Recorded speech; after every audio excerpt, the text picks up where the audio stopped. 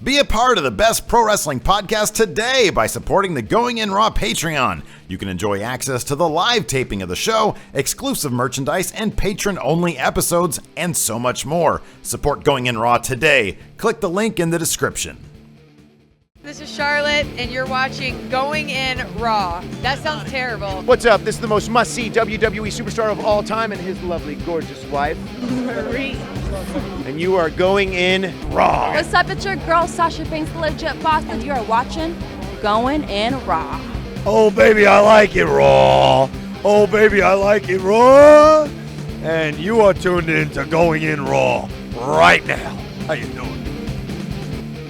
Hey, friendo, Steve here. And Larson. And welcome to Going In Raw, the only pro wrestling podcast you need to be listening to right here, youtube.com/Steve and Larson, and everywhere fine podcasts are available.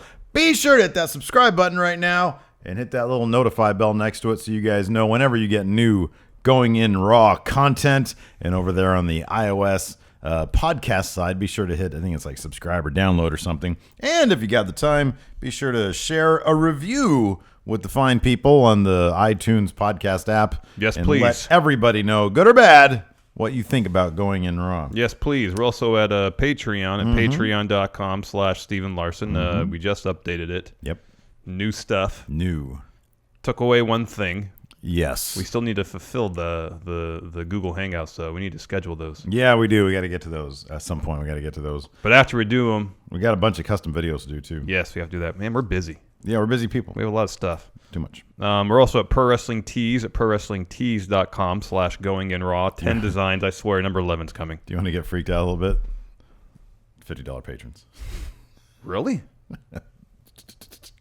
From day one. We have to figure, if we can figure out like who we haven't done. We've done We've about 10. We've done around 10, so I didn't know we had that many. So we're looking at about this. A lot of support.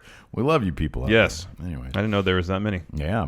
We're there on the Patreon. Lots of great rewards. You can check them out. We can have access to a live stream right now. We got about 25 people watching, 24 people watching this live, interacting with us here and there, and they get to check this out. Yes. It's fun. We're also at prowrestlingtees.com. Already mentioned that. Nice. I was falling asleep during. You were looking at your list of patrons over there. Oh, yeah, that's right. Anyways, we should probably get talking about, this is all about 205 Live and NXT for Correct. the week. So we'll get right into it. 205 Live had perhaps, if this was in front of a hot crowd, this could have been a match of the year contender. I know there's I think it still is. I think it is too, but that crowd, look, until something comes along that isn't Omega Okada, that's probably going to be match of the year. Well, I have a running list. But yeah, of match of the year candidates, and I have the top 10 spots. Mm-hmm. No entries, but in place. Yeah. But number one's locked in for the time being. Yeah. And that is Okada Omega. Yeah. But they're having the rematch this weekend. Mm-hmm. Oh, that's right. My goodness gracious. So that's happening. Going to have a lot of wrestling. let's see if they could best their first match. This TJP Neville match was what I felt. Number one, it came off like a blow-off match. Yeah. The intensity between these two guys was something else. Was absolutely something else. You could tell that they really got a good kick out of working with each other, or they're getting a good kick out of working with each other. It was the intensity that was kind of lacking, I felt, I'll be honest with you, in all three of the Austin Aries matches. Yeah, well, I think, but I kind of wonder without the Austin Aries matches if this match would have had the same impact, because I felt like I don't. Absolutely not. I mean, if you this is kind of, to be honest, if I don't think that this is the blow-off match, that wouldn't make any sense. No. But given their relationship within the context of the Austin Aries feud, this felt like a blow-off match. Like it absolutely. This was part of that whole thing. And it wasn't what I really liked about it wasn't so much. We see a lot of matches where someone delivers a move they think is going to win the match, their opponent kicks out, and they're shocked that their opponent kicked out. Yeah. But throughout this entire match, Neville was really selling this idea, like, how dare TJP have the temerity to not just kick out, but to stand up to me. Right, exactly. That kind of seemed to be the overriding story through this match, where Neville would dominate, TJP would come back a bit, And then Neville would just overpower him again. Right. And there was this back and forth, and the intensity was great. And the whole time, there's this one spot in particular, because I rewatched the match this morning, where Neville says, "Why do you make me do this to you?" Mm-hmm, yeah. And it's like, why don't you just stop? Yeah. Lose. Yeah.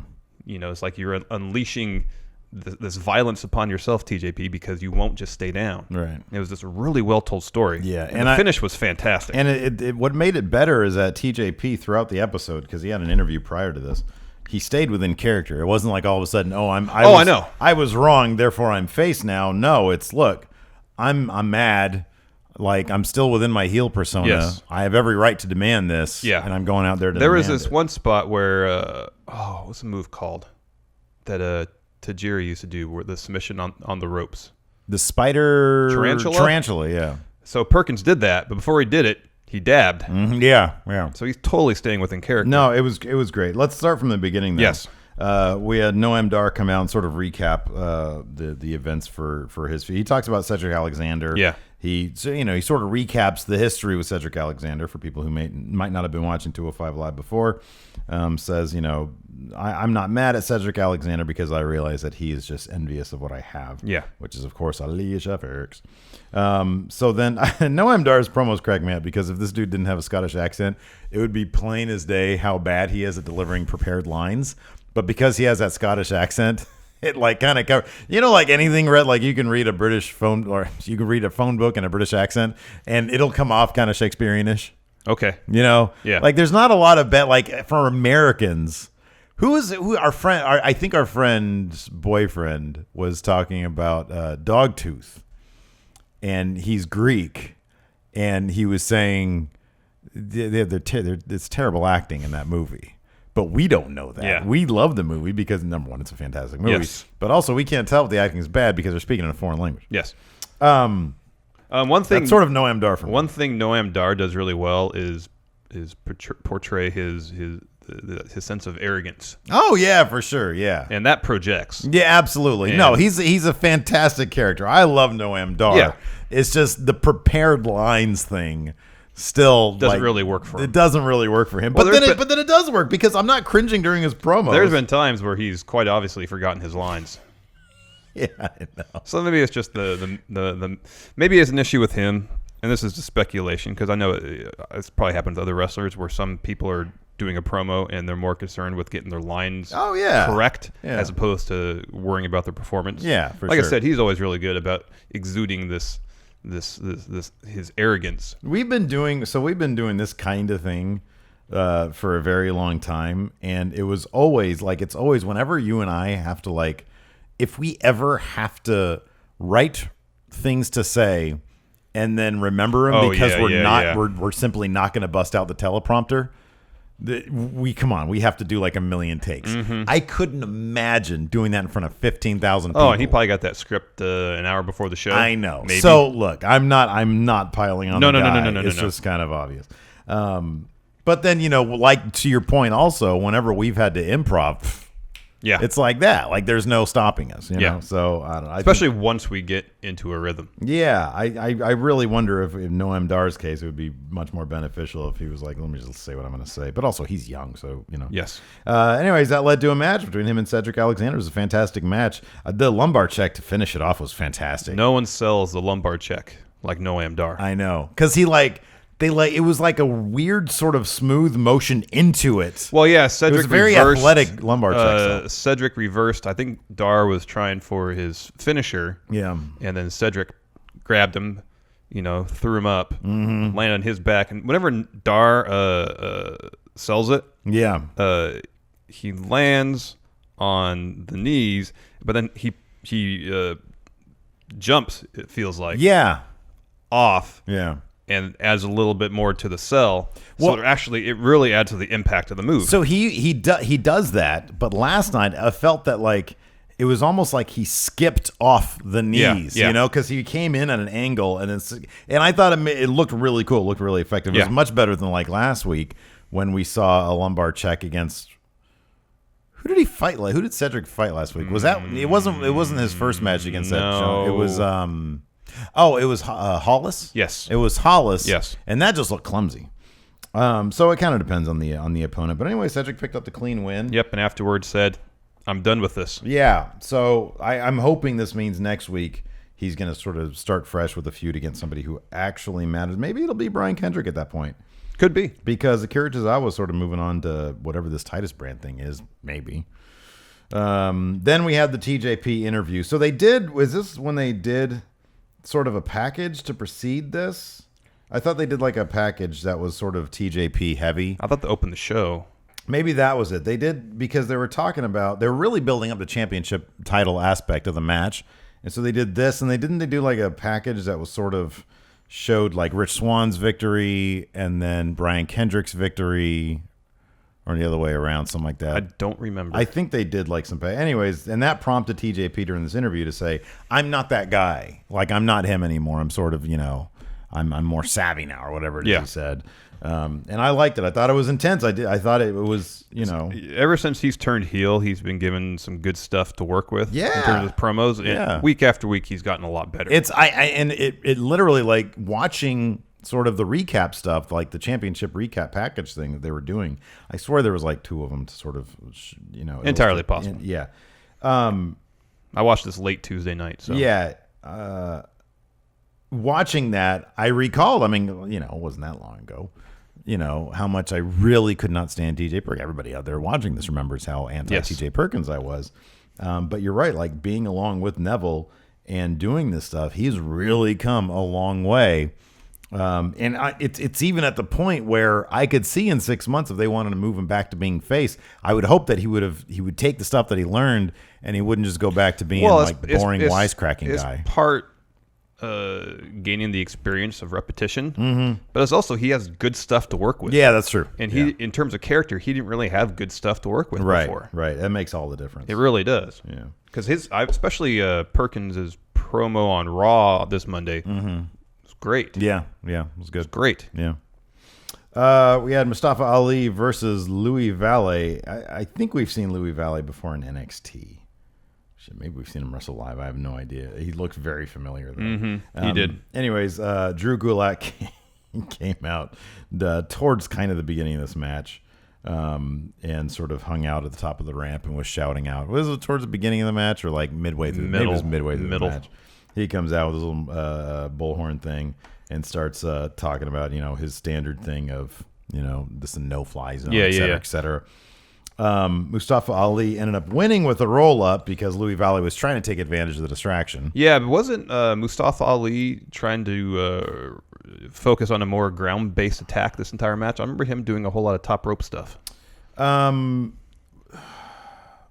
so he won with the roll-up. I didn't notice. I mean, I'll say this. It does seem, I didn't really notice during the match. It did seem that Mustafa Ali, after he won, because Gulak said something afterwards, said, "Yeah, that's how you do it." Well, no, Drew Gulak was saying, I've been validated. Yeah, you won with the ground game, and Ali seemed to be kind of taking. I think this is part of his performance.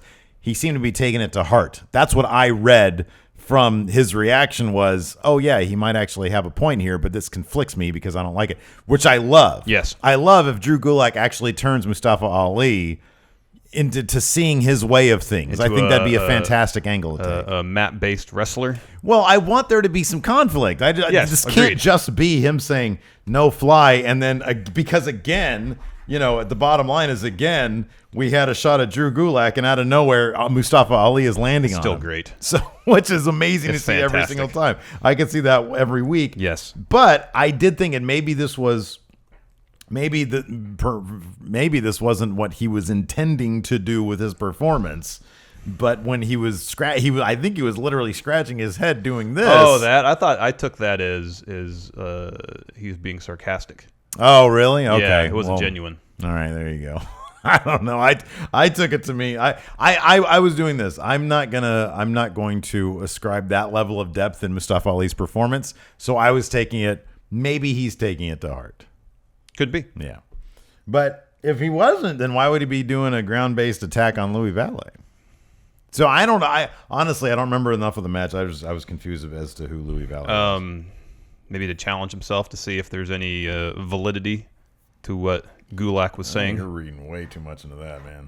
Storytelling, man. Because then why would he attack him afterwards? Wouldn't he then go to him and say, "Hey"? Well, it's one Let me thing. get your It's one critique. thing. It's one thing to say, okay, maybe this philosophy in the ring works, but then to have Gulak some jerk out come here out with the there bull. and say, "See, I told you so." But he was saying it very diplomatically. That's the thing about it. He's like, "See, come on. do you understand what Come I'm saying on. now?" He was being a little bit of a jerk. Yeah, well, he's a politician.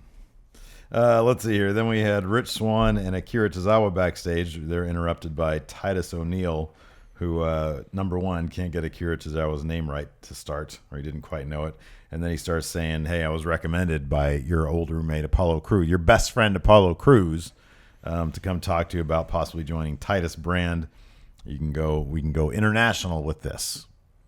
And Akira Tozawa and Titus really loved the thing. And Akira was just confused the entire time.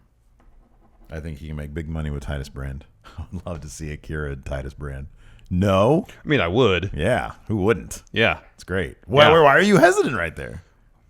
Well, I mean, in terms of storylines, Akira Tozawa has been very successful. Yes. In terms of winning matches. Yeah, but now he needs to be successful in making money. On 205 Live, whereas Titus Brand really hasn't won a whole lot. Well, he needs to bring his win percentage up. Right now it's at a 33% win percentage. Yeah. Not good. By the way, I kind of want to go back and watch that Callisto Apollo Crews pre-show match, because Meltzer Wrestling Observer said it was really good. Yeah, I heard that too. Yeah, I got to check that out. People are like, why don't they watch all of wrestling? Let's see here. Then we had a Neville interview where he says, "Nobody is at the Neville level." Neville level. Neville, the level of Neville. And then the main event. Yeah. Fantastic. Oh, it was so good. Fantastic. It was so good. The finish, we already talked about it quite a bit, but the finish deserves some special recognition because it was quick. Mm-hmm. It encapsulated the story of the match in one sequence. Yes. So towards the end, TJP starts working Neville's knee. Yeah. Gets him in the knee bar. Neville's trying to get to the ropes. Oh, so close. Mm-hmm. TJP releases a hold to pull Neville back into the center of the ring. While he's doing that, Neville reverses it and tries to get Perkins in the rings of Saturn. Perkins reverses that into a pin attempt. And I think at 2, Neville reverses that into the rings of Saturn, and then Perkins has to tap. Yeah. So good. It was fantastic. And the look, it was funny, as we talked about this at Starbucks the other day. The look on TJP's face, like that finish when he was in there, he was excruciating. He was trying to be defiant, and eventually he tapped out. And it was in such stark contrast to Austin Aries, who literally just did this. Just nodded his head and then tapped out. He nodded his head and tapped out. Oh, man, that was so underwhelming. It was great. Anyways, great match of the year candidate. It's on the list of contenders. I mean, we're gonna have to do a 1A and one everything else. Well, we'll have to do a list of top 10 New Japan matches. Yeah. And then top 10 everything else. All other promotions. Yeah, I know. I gotta watch that Kushida Ospreay match. I know. Too. I know. Heard that was great. 29 minutes of wonderful. Really strong 205 Live. Mm-hmm. Again, it's just the crowd, but they're doing really good stuff. They cracked the top 19. So Sasha Banks got them to 19, but not quite good enough to crack against a rerun of NXT. So more people watched the prior week's NXT than this past week's 205 That's Live. such a bummer. That is a big drag. But you know what? It's not going to get better. Like, creatively speaking, I would love the show to be successful, but the ratings reflect the problems the show has. Yeah. Its presentation, where it's done. So that needs to be fixed. It does. And if their idea of fixing it is let's bring Titus Brand on the show, that's not going to do it. That's not going to be like if their idea is, well, we want to get some crossover here because didn't you read something? In the newsletter. Okay. There was a mention in there about more crossover, but I don't know if it was just because of how well maybe they thought the Sasha Banks storyline went, that it seemed to be, based on the newsletter, that it was going to be predominantly competitors from the women's division coming over to 205 Live. I swear this ends up just being like a girlfriends of the 205 Live division. That's going to be horrible. And I'm not suggesting they're going to do that. But with this Titus Brand Tozawa storyline, maybe we'll get Apollo Crews versus Akira Tozawa on Raw. Yeah. And that will be the start, hopefully of more things. That eventually maybe we'll get Neville versus Seth Rollins, stuff like that. Yeah. You're intent on seeing that Neville versus Seth Rollins match. Well, I mean, we've seen it before. I'd love to see that. That'd be great.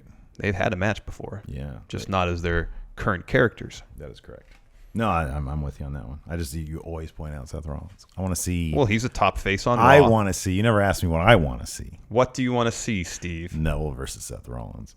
Let's talk about NXT here. Speaking of former NXT champions, let's talk about their former home NXT. Yes. Another fun episode. Yes. There was a lot of fun stuff going on here, man. I'm freaking loving NXT. There was some interesting stuff that Regal was talking about in some interview he gave when he was talking about his relationship with Triple H. Yes, I saw that too. As it pertains to NXT especially, and he was saying that indeed they do sort of feel like these last couple rounds of TV tapings are kind of a reset of sorts because of all the talent they have in NXT. Mm-hmm. The new talent coming through. Yes. So we're in the thick of it. We had kicked off with Heavy Machinery. Oh, no new theme song this week.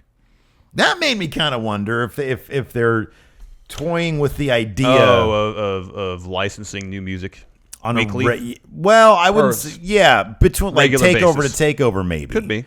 Because they gave a shout out. Hey, I want to say thanks to so and so for their song, whatever. Yeah. Typically how they do it with takeovers. Yeah, exactly. Yeah. And so I wonder if they're going to do license on it on a takeover by takeover basis. Could be kind of interesting, but it'd be kind of interesting. They can find music that encapsulizes whatever phase they're in. Yeah. No, I know. Thematically, I agree. Yeah. That could be interesting. Yeah.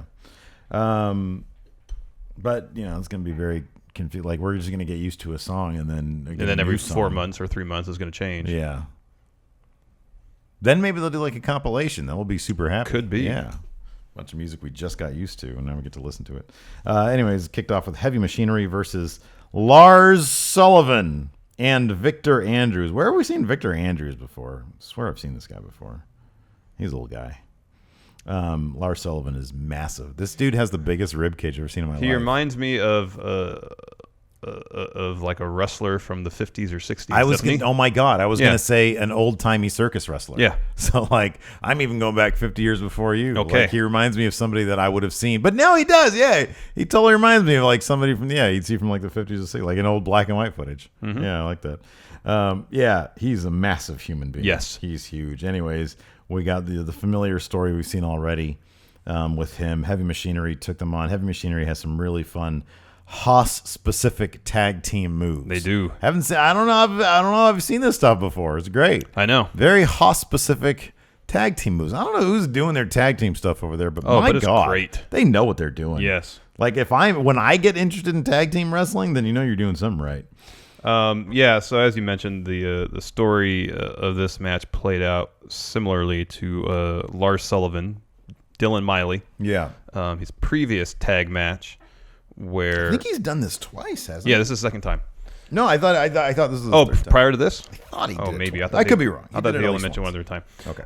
So Lars Sullivan starts the match. Mm-hmm. And then Victor Andrews tags himself in. Yeah. Heavy Machinery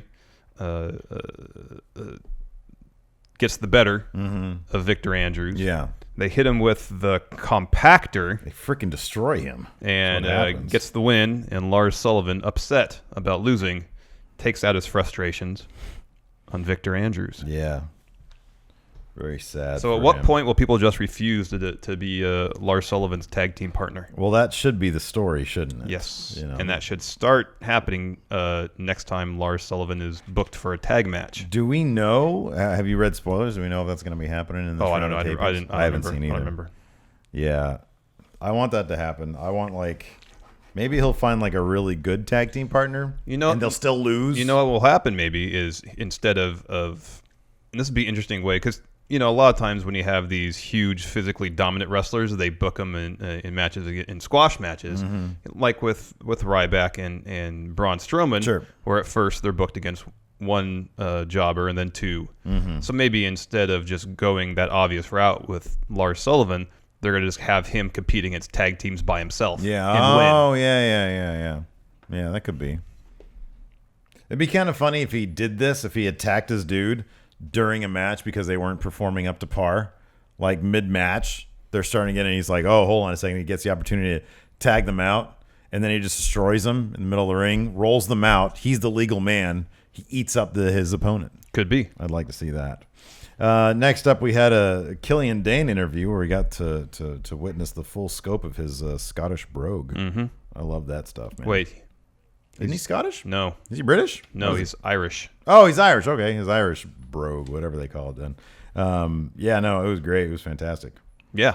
He was with Sanity. I like this. I think they've got big money in Killian Dane. I think they think that as well. I think he's going to be the breakout guy of Sanity. Could you see a Killian Dane versus Sanity program, or you think it's going to be like down after they move to Maine? As we saw in the main event tonight, they gave him his own remixed version of the Sanity theme. That's right. I don't recall if Nikki Cross has.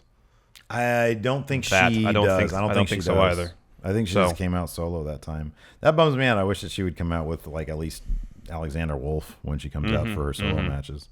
He said that he's going to get his revenge on No Way Jose for interfering, dicking around in their match at was it Takeover or whatever? No, it was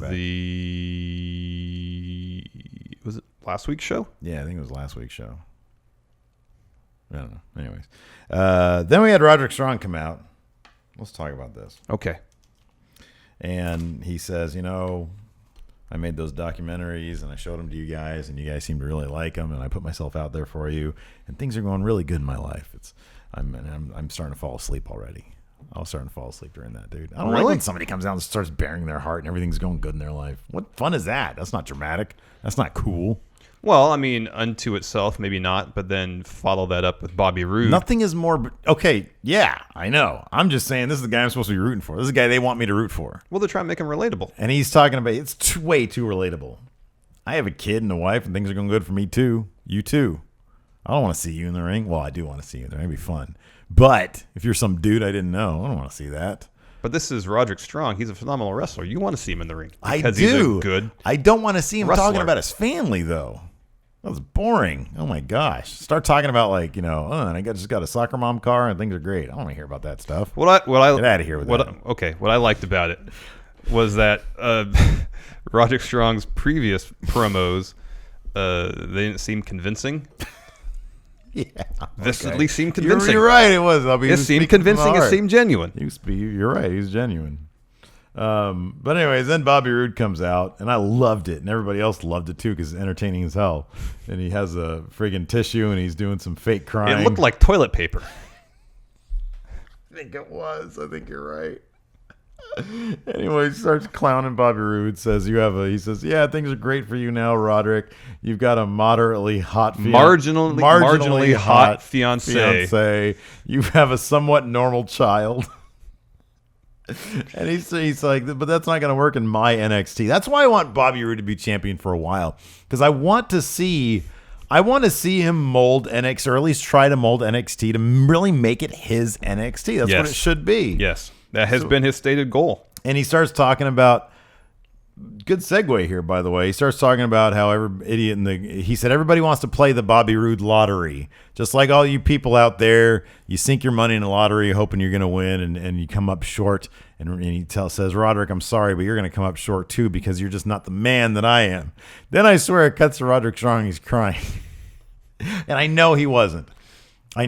Crying. But he kind of had like Miz cry face, like when Cena was running down Miz. He was sort of held his head up like this, and his eyes looked kind of watery. And I'm if they were, it was because he was under a bunch of lights and there's a bunch of people there, and it probably just looked that way. But man, it looked like Bobby Roode ran him down so hard that he started crying. Speaking of lotteries, did you hear Prince Iaukea won the lottery? No. shit. Who was this according to? This was according to... Oh, I forget. It was in the newsletter. Meltzer does like a rundown of the latest podcast, of like some podcasts, and he mentioned some interesting stuff. And he's like, this is some interesting stuff. But he says, yeah, he didn't take the lump sum, so he gets a 6-figure check every year. I forget who said it. I have no idea. But I don't know. I thought it was kind of funny. Prince IK, imagine that, winning the lottery. That'd be great. Yeah. I wonder if it's true. It might be fake. I don't know. Anyways, so yeah, looks like we're going to get Roderick Strong versus Bobby Roode. Do you think that's at TakeOver Brooklyn? I sure hope so. That's a ways off, though, isn't it? August. 2 months. 2.5 months. I mean, NXT can do that. They don't have the same feud on TV every week, so they can totally get away with that. Yeah. Yeah, it probably will be a takeover. Why not? I mean, they could even have a match on NXT TV and have it end in a dusty finish. Mm-hmm. Have some sort of shady shenanigans going on. No matter what, I don't care who I'm rooting for. This is going to be a fantastic match. Oh, yes. Happens. This is going to be really, really, really good. And I hope they have a couple of them. Yeah, me too. I freaking hope. I mean, if they do one at TakeOver for SummerSlam, and then if they have either another one of those weird sort of not Big Four takeovers, or the one for the Rumble? Survivor Series. Survivor Series. When do you think they're gonna bring Bobby Roode over to Maine? I don't think anytime soon. No. Not before Mania. No. But I also kind of don't think he should lose the belt before then. But at the same time, Roderick Strong is one of those guys who kind of needs the belt. Yeah. He might need the belt. Especially if, as we said many times, we want him to be Mr. NXT. Yeah. Mr. And he definitely needs it. Next. Yeah. Definitely. So anyways, I want to see more. I just, this isn't, the ceiling of Family Guy just isn't that strong for me. Feeling like ceiling of Mr. NXT, I think, is a lot stronger. So then we cut to Nikki Cross talking to herself, just rambling, saying Asuka, Ruby, Asuka, Ruby. And then the camera zooms out and looks like she's on the roof of some building. Probably there at Full Sail University? Yes. College? What is it? Yeah. University. Yeah. So that's good. Then we had the debut of Sarah Logan, a.k.a. Crazy Mary Dobson. She'd been on TV once before. As Sarah Bridges. Yes. So, but this is, I guess this was, do you think this is her fully formed debut? Oh, I don't know about that. Because usually you win your fully formed debut. If it's like, if they're going to push you. Yeah, yeah. They're going to push you. Like Sonya Deville. Mm-hmm. Her fully formed debut. Yes, okay, I understand what you're saying. You know what I mean? Yeah. So is this Sarah Logan final form? I don't know. Yeah, I don't know either, because she lost to Peyton Royce. I thought she was going to pick up a surprise win. I thought when she gave Peyton Royce what looked to be her finish, and I forgot what it was, I thought she was going to pick up a win there, but Peyton Royce kicked out of it and then ended up going over with the perfect plex. Mm-hmm. So this is more of a Peyton Royce enhancement match. Mm-hmm. But Sarah Logan looked cool. I like her look. Yeah. It's cool. It's different. I like that Nigel McGuinness. Nigel McGuinness was on fire last night. Yeah, he was. He made who's he? Oh, he made an Of Mice and Men reference. Oh, that was during the Dylan Miley. Yeah. He said he was like God, I forget the name of the character now. It was Malkovich in the movie version. It's George Lenny? And Lenny, yeah. Lenny, yeah, because Lenny's like the big brute guy. Yeah. He said he's like Lenny from Of Mice and Men. That's great. Let's see here. So yeah, then he was talking about Sarah Logan wrestling alligators or gators. Yeah, or whatever. yeah. That's weird. They had her full backstory. It seemed complete. Well, that's got to be something, because like I think Sarah Bridges was her non-fully formed persona, and now it's Sarah Logan, obviously because they're Wolverine fans, I guess. But yeah, so she's from I would guess like the Bayou if she's wrestling gators. They said too. It had a very Waterboy-esque backstory. It was like a Bobby Boucher type thing. They said what state, and I don't recall. Oh, interesting. Wasn't it Louisiana? I don't think so. That'd be cool if she got on there and started talking like Foghorn Leghorn. I'll say. That's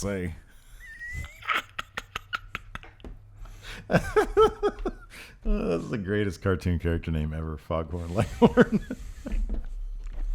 Then we had the stalker journalist trying to hunt down Andrade Almas with after his 5 loss. women After his loss against last week.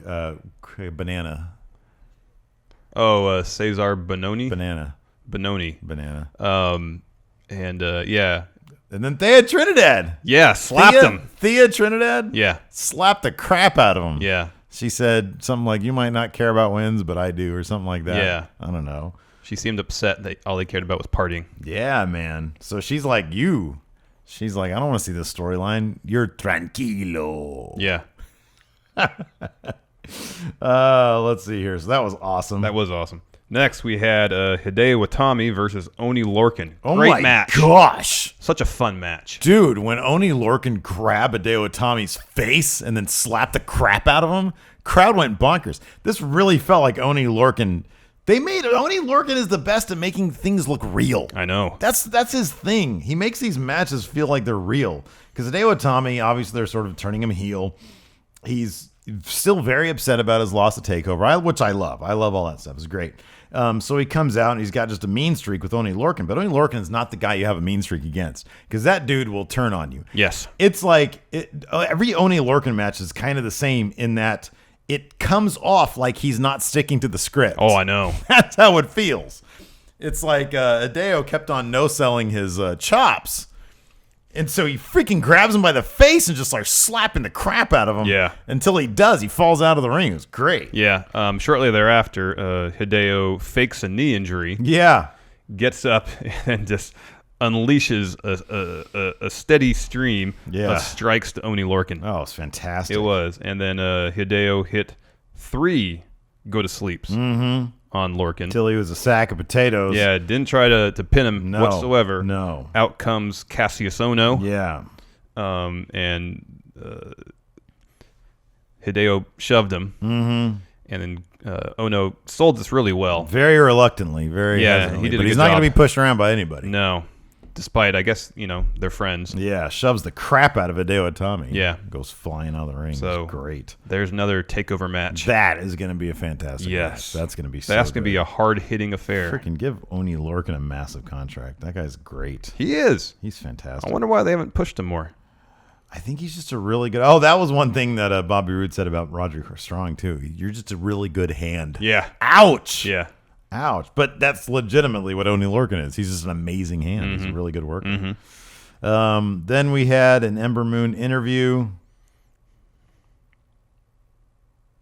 She spoke about her disappointment losing to Asuka, her disappointment being hurt so she couldn't be in the match at the last TakeOver. I mean, there's nothing else they can and really how do. her next opportunity will be the opportunity. Yeah, we'll see about that. She's going to have a match coming up soon. I know she has a match against like Peyton Royce. Yeah, she Probably. brings up I don't Peyton know if Royce it's and gonna be Billy next Kay. week or like the week after that. Oh, something like that. Usually people want to have matches 2 weeks in a row. Yeah, because they're all generally shot They're all taped, yeah, a certain way. on one day. Yeah, we're going to Ember Moon versus... I'd imagine Peyton Royce at some point. Yeah. I don't know. I want to see Ember Moon. I don't want to do this healing up crap anymore. I want to move on past that. Then we had the main event, which is Killian Dane versus No Way Jose. I really feel that Hideo Itami Oney Lorcan match should have been the main event. Yeah, I thought that too. But I think this is just because they really like Killian Dane. I think they really like him. So anyways, he comes out to, like you said earlier, the Sanity remix. What do you think of that? It's okay. It's okay. It's not as strong as the prime Sanity It song. doesn't make quite the same impact, but it's still No, it's fine. I like it. It's okay. Yeah, it's good. No Way Jose, they gave him a really long intro. Boy, they let him dance for like minutes. No Way Jose enjoyed Killian Dane's new theme because he was dancing throughout it. Yeah, that was great. I do love that aspect of No Way Jose. Oh, I do too. I mean, I like No Way Jose. I just think that No Way Jose... Could you imagine if No Way Jose had the same sort of character / disposition as heel Ciampa? It'd be terrifying because his face is so odd and expressive. If he like suddenly adopts mean face, oh my gosh, who wants to see that in their nightmares? Not me. Terrifying. Anyways, Killian Dane ended up going over with the Ulster Plantation which is his. That's his one-winged angel thing, right? Yeah, that's a good-looking move. It's better when Kenny Omega does it, but it looked cool on a Haas, anyways. Yeah, decent move though. I mean, decent match though. Yeah, it was decent. Look at this. Hardly anything on the second sheet of notes. Right here, it's like blood red. Get to writing. We have some questions we need to answer. Hold on, we're going to do power rankings? Of what? I don't know. Do we need a reason to do power rankings? No, but we generally NXT need a... power rankings. Who's going to take the title off Roode? Oh, that's a good question. At what? So do you see Roderick Strong taking the title off Roode? Right now, no. No, Roderick Strong. I'm saying 5. it's going to be 1. I'm still sticking with Drew McIntyre. Drew McIntyre. 2. Aleister Black. Aleister Black. 3.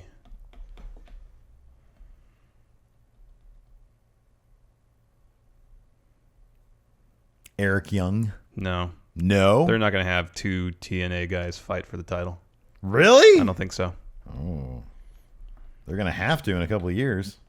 They're going to have to. They're going to have to. Yeah, in a couple of years, they're going to have to do that. Cassius Ono. That's an inevitability. Cassius Ono. We'll put Roderick Strong at number 4. Yeah. And then number 5. Almas. Almas? Who do you think? Okay, let's do a runoff here. Between Almas, Dane, EY, and No Way Jose. Dane at number 5 it is. Yeah. There we go. All right, good job. Well done. All right. Let's do some questions. Yes. Rich Too Sweet Rivera. Hey, friendos. First, I want to thank you guys for everything you do with the show. Thanks to you guys, I've learned so much more about wrestling. I'm able to appreciate it so much more. Thank you. My question to you guys is, knowing so much about wrestling and having been watching it for so long, do you ever find yourself nitpicking for small reasons to not like a match or segment or promo instead of just enjoying the moment presented to you? No, that's the most fun. It's a nitpick. I love nitpicking. You do. Are you kidding me? Because look, man, we watch so much of this stuff. Part of the fun is nitpicking. Part of the fun, they're presenting to you. It's kind of like, it's kind of akin to watching a movie and seeing a boom pole, you know? They're presenting to you an illusion of reality, and it's kind of funny because how goofy wrestling is. It's kind of funny to nitpick the sillier aspects of it. So that's what I like. I think I enjoy nitpicking the older stuff. Yeah, oh, absolutely. Because for the stuff that's going on now, I feel like not that I won't be critical, but I feel like I want to see how the story plays out. Yeah. We spent a good amount of time talking about Roderick Strong's promo and how you felt about it and how I felt about it, and I'm waiting to see where it goes. Yeah. Before, being too hard on it. Yeah. No, I just look. Everything's in a vacuum. Give it to me. Let's see how it plays out. In retrospect, I can look once it's in its fully formed form. I can go back and say, I mean, I have a terrible memory anyway, so I don't remember. Like, I barely remember not liking TJ Perkins. Now I love him. Anyways, so yeah, I love nitpicking. I think it's great. I don't do it to the extent that it ruins my enjoyment, though. Yeah, I do it to add to the enjoyment because it's so goofy. I like to pick out the little funny things. Oh goodness, Connor Dunmore says you have to book a hair versus hair match in 2017. Who are the 2 competitors, and who loses their hair? Well, Damo has to be one of them. Really? Damo. I'd like to see like a bald Asuka, because I think it'd be even scarier than hair Asuka. So Asuka. Okay. Oh, and then Nikki Cross. They're both crazy. Oh, yeah. Nikki Cross versus Asuka, hair versus hair match. I'll say Damo versus...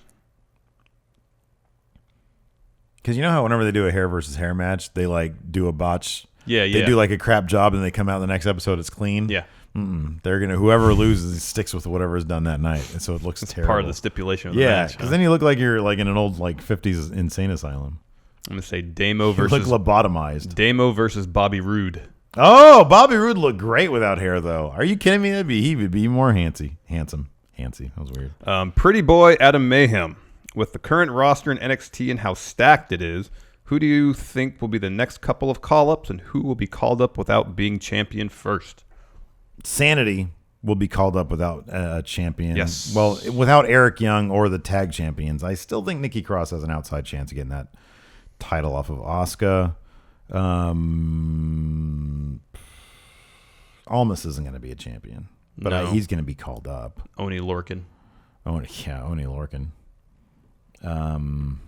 He had that one match on 205 Live. I wonder why they didn't bring him up. Oh, I don't know. full-time. They made it act like it was a call up too. I know. Or they made it look like it was a call up. I know. I still kind of agree with you that I'm not sure Aleister Black is going to get that NXT title. I think they're probably going to bring him up before. I don't know. I don't know if he's going to be like a call up soon, but I feel like that dude. I don't know. Yeah, I don't know.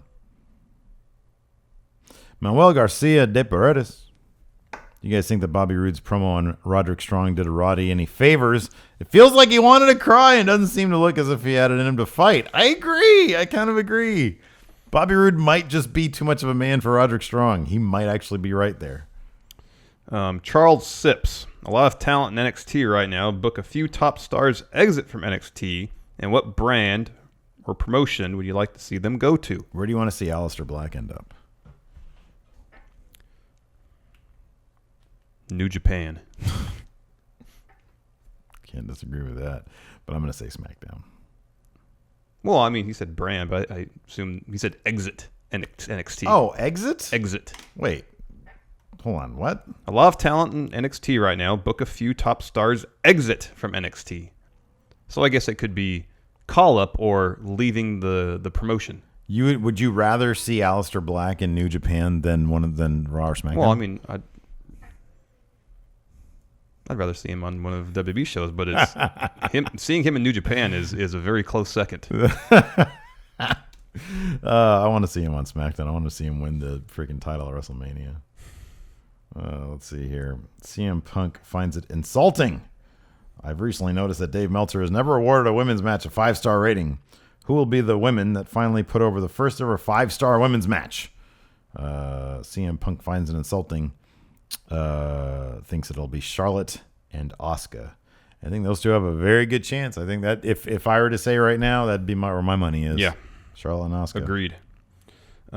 Jack Dolan, watching your reactions to Roman at number 30 in the Rumble and Jinder winning the title are always fun to go back and watch. Is there any wrestling moment that you wish you could go back and record your reaction?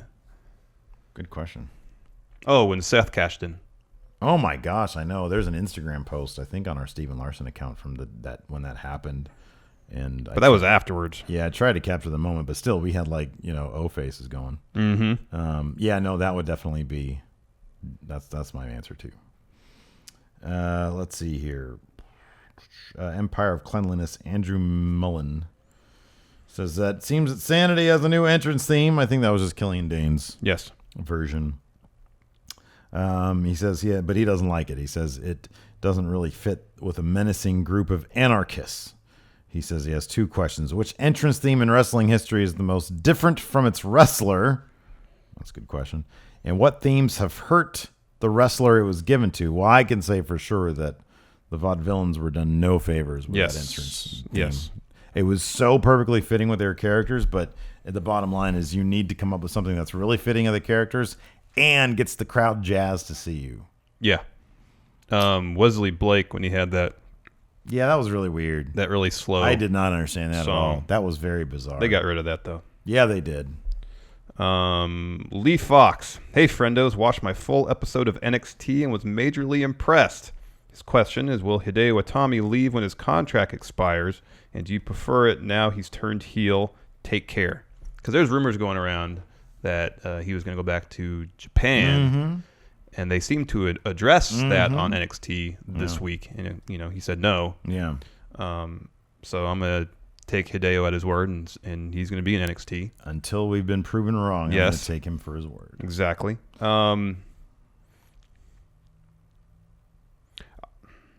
This is kind of a general statement, but I feel like most wrestlers tend to have more to work with and have more fun when they're heel. And I enjoy seeing that.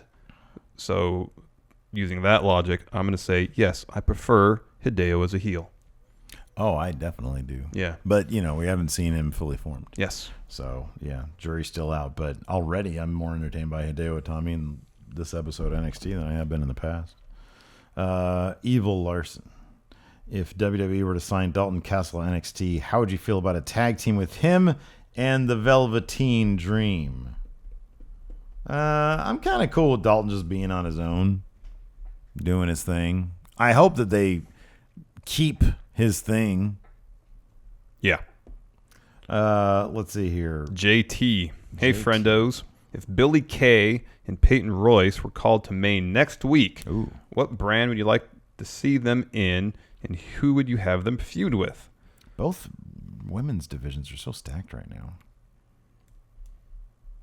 I mean, for me, it would be SmackDown because I think they're doing better things with the women's division. So I'm sort of Raw can just sort of do what it's going to until Raw can prove that they can do a bit better with their creative staff. Yes. Or that the creative staff can do better with the talent. Blah blah blah. Yeah. No, I'll agree with that. SmackDown. Yeah. SmackDown seems like a much more fun place to be for women. It does. But then you get to the point really where there's a lot of people. There's a lot of people. A lot of people need that third hour. The Lunatic Cringe Drew Q. You've been given the job to book the upcoming NXT takeover with a catch. All titles need to change hands. Oh, wow. What will the stipulation for each match be? Who will participate? Who will ultimately become the new champ for each belt? Okay, let's start with the tag team titles. Authors of Pain. Are they going to take on Heavy Machinery or the newly returning TM61? People really love Heavy Machinery. I find Heavy Machinery to be too lighthearted to take on Authors of Pain and actually beat them. Right now, yes. But, like with Authors of Pain, it took them, at first they were so dominant. Mm-hmm. And then when they were facing, I think it started with TM61. Mm-hmm. No, actually before that, against DIY in the Dusty Classic.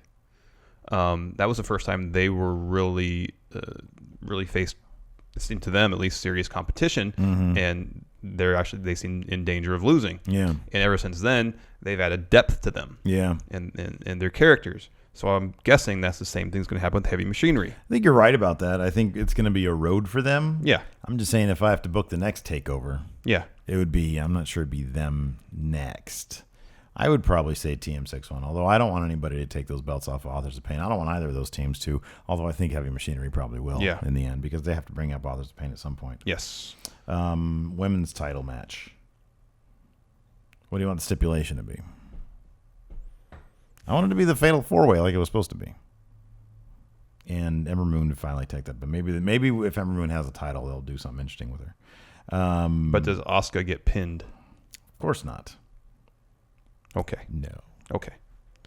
And then... No, make it do this. Just Asuka goes up to Maine, and they have to vacate the title. Then it's a fate. It's a triple threat. Ember Moon. Better yet, have a tournament. Yeah, perfect. Tournament. And who takes the title off Bobby Roode? Aleister Black. Perfect. I like it in a steel cage. Let's see here. Oh, that's an interesting question. Go for it. Tommy T. Hey, friendos, this question might be better. Oh, might be better for Dirt Sheet, but whatever. I've already started reading it. We'll finish it. Good. But at their apex, what was the hotter angle? The NWO or Austin versus McMahon? Austin versus McMahon. Yes.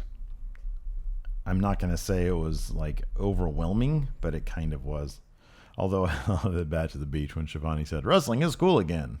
Oh, I know. I'm like, this is 1994, fool. No, it isn't. I know. It's not going to be cool for 2 years. No, 3 years. Let's see here. I like this. Is great. Larson's personal beard trimmer, Joaquin Cardenas.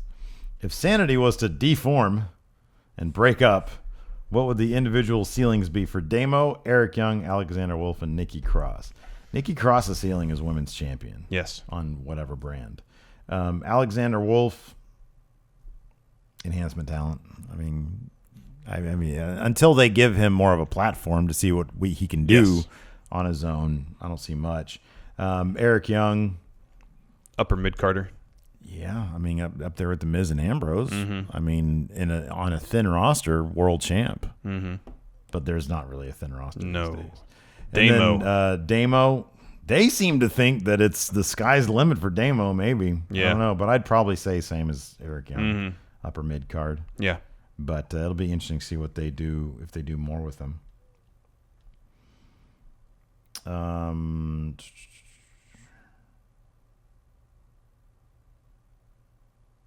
So this is kind of interesting. I read this too, and this might be more. This will be more for the dirt sheet, but this generally accepted one. That's a good question right there about Sami Zayn.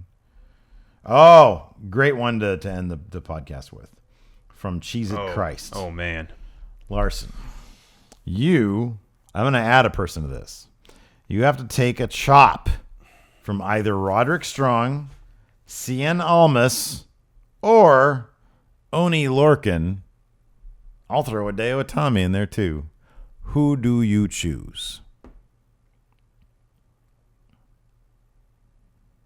You know what, man? I'm going to go all in on this. Nobody's ever had to retire from wrestling thanks to a chop. Chops will heal. Give me the baddest bastard. Give me Cien Almas. I want a supersonic chop. Here's the thing about my chest. Almas, because he has delivered what may be the most thunderous chop we have ever heard. But it doesn't happen regularly. Right. So while he might have delivered in that Fatal 4-Way match the perfect chop, yeah, it's not something that's going to happen all the time. Correctamundo. Consistently, I feel like Roderick Strong, Oney Lorcan, and Hideo, their chops seem stronger consistently. Mm-hmm. So I think I would roll the dice on Almas. It could be the most devastating chop ever, or it could not be. Yeah. I'll take those odds. All right. You're going to be regretting it when you have his hand literally imprinted on your chest. I'm going to have one of their handprints on my chest regardless. Oh, good. All right. Thanks for joining us, everybody. Thanks for joining us, everybody. Until next time, we'll talk to you later.